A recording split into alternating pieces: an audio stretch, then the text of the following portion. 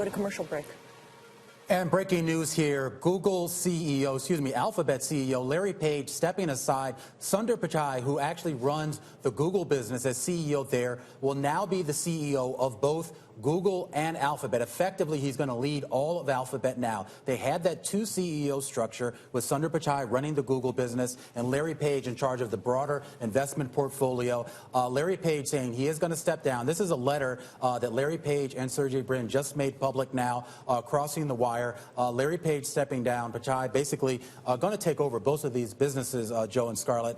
They say in the letter that they really think that Sundar is really kind of the future of this company, and he brings something that I think they felt that they've already had for a while, and now they've just kind of elevated him and made this a formality. Yeah, I mean, I think the perception he's done phenomenally well, and they say in their letter, again, the letter is from Sergey and Larry, that with Alphabet, quote, now well established and other bets operating effectively as independent companies, they say it's natural time to simplify our management structure. And of course, they both stepped aside. What's the other guy's name? The guy who's the CEO. Eric Schmidt. Eric Schmidt, right? That's the one. So they're, as they say, they're used to handing over control to others when the time is right, and they see Sundar Pichai as one.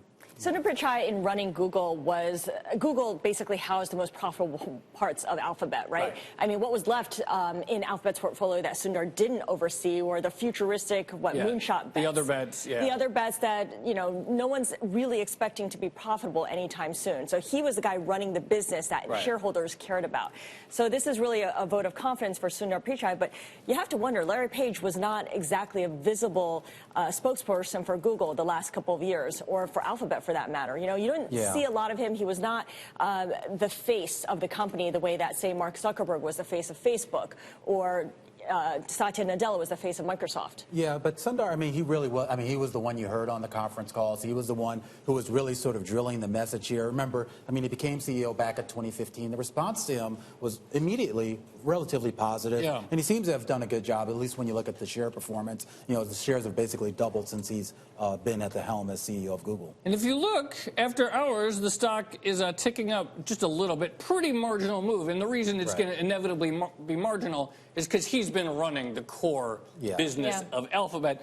Nonetheless, a little bit of an uptick, so maybe the simplification of the management structure could also maybe be interpreted as expectations of more cost discipline on the other bets, because, of course, if those were their sort of more passionate things, maybe some expectation that he would rationalize them, but that's just speculation. And we should point out in the letter here from Sergey and Larry, as they call themselves here, that they are still going to be deeply committed and remain actively involved as board members. So they are going to have a presence, at least based on a read of the letter here. So they'll still be actively involved, just not necessarily in some of the day-to-day operations, but they'll still have a presence in the company that they founded. Yeah, maybe they'll continue to work on moonshot bets, other bets the like.